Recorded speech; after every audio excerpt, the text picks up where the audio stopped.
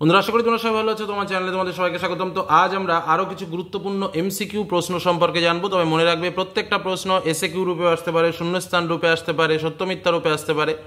তো এর আগেও আমি বিভিন্ন শর্ট টাইপের প্রশ্ন উত্তর এমসিকিউ আকারে তোমাদের জন্য শেয়ার করেছি। খুব ইম্পর্টেন্ট প্রশ্ন, পরীক্ষায় আসার মতো প্রশ্ন। আজও ঠিক তার মধ্যে থেকে মোস্ট ইম্পর্টেন্ট 50 কোশ্চেন তোমাদের জন্য শেয়ার করছি। প্রত্যেকটা প্রশ্ন ইম্পর্টেন্ট এবং আসার মতো। চলো শুরু করা যাক মূল আলোচনা। প্রথম প্রশ্ন, পর্যায়ন কথাটি প্রথম কে ব্যবহার করেছিলেন? অপশানে কি কি রয়েছে? W M Davis, L C King, G K Gilbert, W Penck, আর একটা হচ্ছে জিঙ্ক, এটা উত্তর রয়েছে। তো এই চারটের মধ্যে কোনটা উত্তর? তো পর্যায়ন শব্দটা প্রথম ব্যবহার করেছিলেন কে? জি কে গিলবার্ট। খুব খুব ইম্পর্টেন্ট একটা প্রশ্ন, কিন্তু মনে রাখবে।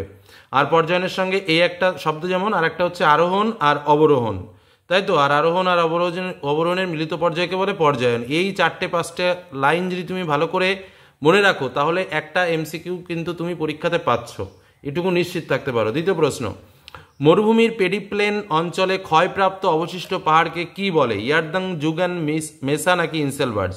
মরুভূমির পেডিপ্লেন অঞ্চলের ক্ষয়প্রাপ্ত অবশিষ্ট পাহাড়কে বলা হয় ইনসেলবার্স।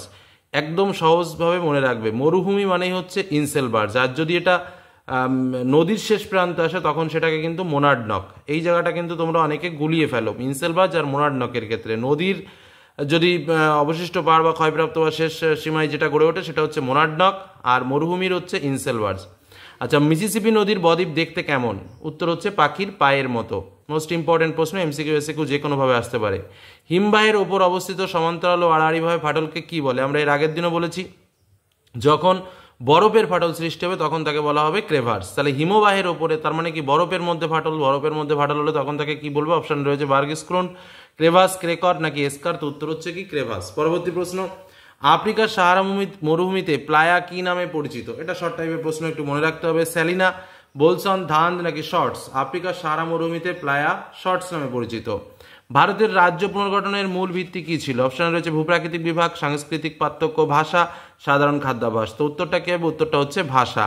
পরবর্তী প্রশ্ন, যে প্রক্রিয়ায় বিভিন্ন প্রাকৃতিক শক্তি ভূপৃষ্ঠের ওপরে কাজ করে ভূমিরূপের পরিবর্তন ঘটায় তাকে কি বলা হয়? উত্তর হচ্ছে বহির্জাত প্রক্রিয়া। ভূপৃষ্ঠের বাইরে করা মানে বহির্জাত প্রক্রিয়া।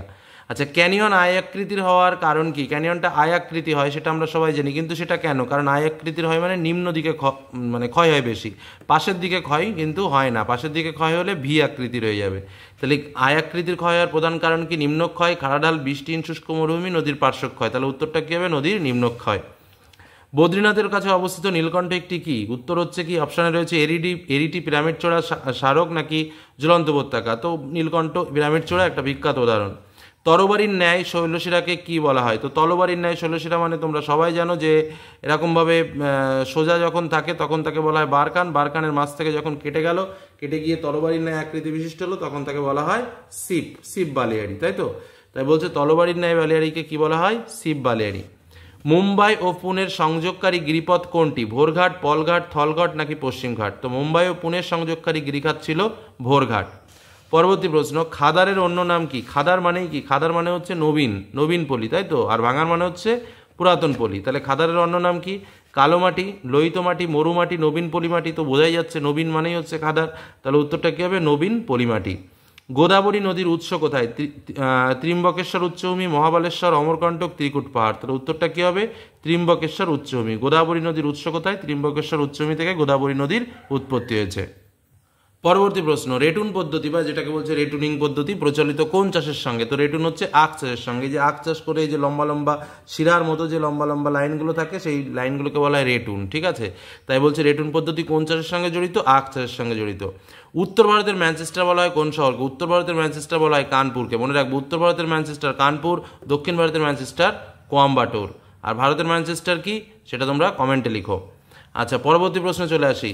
যে প্রক্রিয়ায় ক্ষয়, বহন ও সঞ্চয় কার্যের মধ্যে, ওই ক্ষয় ও বহন কার্যের মধ্যে সামঞ্জস্য বিধান হয়, সেটা কি? তো সামঞ্জস্য বিধান মানেই হচ্ছে, মনে রাখবে, তার উত্তর হচ্ছে কি? পর্যায়ন। দুটো যৌথ প্রক্রিয়া। আচ্ছা, মরুভূমি অঞ্চলের শুষ্ক নদীখাতকে কি বলা হয়? উত্তর হচ্ছে, অপশন রয়েছে ওয়াদি, লোপ, প্লায়া, বাজারা। তো উত্তরটা কি হবে? ওয়াদি বলা হয়। বাস্কেট অফ এক টোপোগ্রাফি নামে পরিচিত কাকে বলা হয়? এসকার, গ্রাবরেখা, ড্রামলিন নাকি বৈদ্যুত সমভূমি? উত্তর হচ্ছে ড্রামলিন। ভারতের একটি নাতিশীতোষ্ণ ঘূর্ণবাদ হলো, নাতিশীতোষ্ণ ঘূর্ণবাদ কোনটি? কালবৈশাখী, আদি, পশ্চিমী ঝঞ্ঝা, ঘূর্ণিঝড়। তো নাতিশীতোষ্ণ মানে নাতিশীতোষ্ণ অঞ্চলে হয় কোনটা? উত্তর হচ্ছে পশ্চিমী ঝঞ্ঝা। ভারতের সর্বাধিক নগরায়ন কোন রাজ্যে দেখা যায়? খুব সুন্দর একটা প্রশ্ন। মহারাষ্ট্র, গোয়া, কেরল নাকি তামিলনাড়ু? তো উত্তর হচ্ছে কি মহারাষ্ট্রে। উন্নয়নের জীবনরেখা বলা হয়, এই প্রশ্নটা অনেকেই ভুল করে, কারণ উন্নয়নের জীবনরেখা আর ভারতের জীবনরেখা দুটো আলাদা গুলিয়ে ফেলে। উন্নয়নের জীবনরেখা হচ্ছে জলপথ, খুব ভালো করে মনে রাখবে, ঠিক আছে? কি বললাম? উন্নয়নের জীবনরেখা জলপথ। অপশানে রেলপথ, সড়কপথ, আকাশপথ, জলপথ সবই পাবে। নীলনদের বদ্বীপ আকৃতিটি কেমন? ধনুকাকৃতির বদ্বীপ হচ্ছে নীলনদের বদ্বীপ, মনে রাখবে। ধনুকাকৃতির বদ্বীপ হচ্ছে নীলনদের বদ্বীপ। এমসিকিউ এসএকিউ যে কোনোভাবে আসতে পারে। ট্রান্স বা টেথিস হিমালয়ের সর্বোচ্চ শৃঙ্গের নাম কি? উত্তর হচ্ছে গডউইন, অস্টিন বা গডউইন। আচ্ছা, অপশানে রয়েছে কি সান্দাকফু, লিওপার্গেল, হিমরেখা, গডউইন, তো বোঝা যাচ্ছে গডউইন। আচ্ছা, ভারত ও আফগানিস্তানের মধ্যবর্তী সীমারেখাকে কি বলে? ভারত আর আফগানিস্তান, তাই তো? মনে রাখবে ডুরান্ড লাইন, আমি বলেছিলাম ভারত আর আফগানিস্তানের মধ্যে ডুরান্ড লাইন, তাই তো? অপশানে রয়েছে রেড ক্লিপ, মানে হচ্ছে তোমার ইয়ের সঙ্গে কী বলে পাকিস্তানের সাথে এলওসি, ম্যাকমোহন, ডুরান্ড, তো উত্তর হচ্ছে ডুরান্ড। আচ্ছা, লেকটাক রক যে রাজ্যে অবস্থিত, লোকটাক হ্রদ কোন রাজ্যে অবস্থিত? মণিপুরের হচ্ছে লোকটাক রক, কারণ এটা ম্যাপ পয়েন্টিংও কিন্তু খুব ইম্পর্টেন্ট, মনে রাখবে। লোকটাক হ্রদ কোন রাজ্যে অবস্থিত? মণিপুরে। পাখির পায়ের মতো আকৃতির বদ্বীপ দেখা যায় কোথায়? না মিসিসিপি, মিসৌরি নদীর মোহনায়। এই প্রশ্নটাও কিন্তু খুবই সুন্দর একটা প্রশ্ন। পরবর্তী প্রশ্ন আমরা চলে যাই।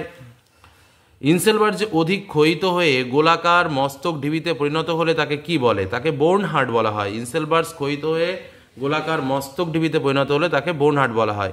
ভারতের ক্ষুদ্রতম কেন্দ্রশাসিত অঞ্চল কোনটি? উত্তর হচ্ছে লাক্ষাদ্বীপ। পূর্ব হিমালয়ের একটি গিরিপথের নাম কি? উত্তর হচ্ছে জেলেপলা, মনে রাখবে কি জেলেপলা।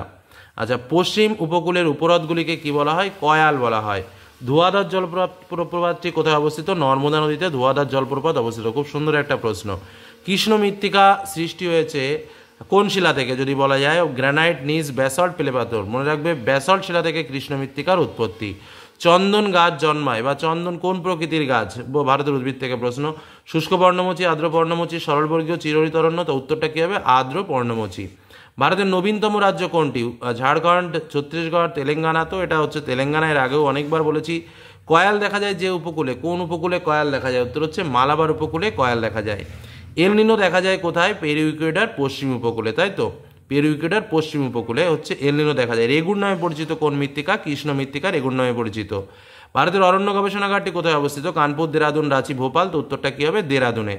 ভারতের জোয়ার উৎপাদনে প্রথম স্থান অধিকারী রাজ্য, এই প্রশ্নটা কিন্তু খুব ইম্পর্টেন্ট, ভালো করে মনে রাখবে। মহারাষ্ট্র কিন্তু ভারতের জোয়ার উৎপাদনে প্রথম স্থান অধিকার করে।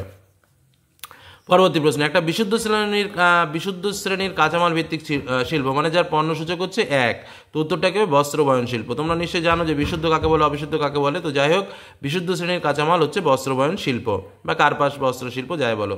শুষ্ক অঞ্চলে যে বহির্জাত শক্তির প্রাধান্য থাকে তাকে সেটা কি? প্রধান হচ্ছে নদী। নদীর হচ্ছে সব থেকে বহির্জাত শক্তির ক্ষমতা বেশি। নায়াগ্রা জলপ্রপাত কোন নদীতে সৃষ্টি হয়েছে? সেন্ট লরেন্স নদীতে সৃষ্টি হয়েছে নায়াগ্রা জলপ্রপাত। হিমশিঁড়িতে সৃষ্ট হ্রদকে কি বলে? প্যাটার্ন স্টার হ্রদ। হিমশিঁড়ির মধ্যে এরকম ছোট্ট হ্রদ সৃষ্টি হয় তখন তাকে বলা হয় প্যাটার্ন স্টার হ্রদ।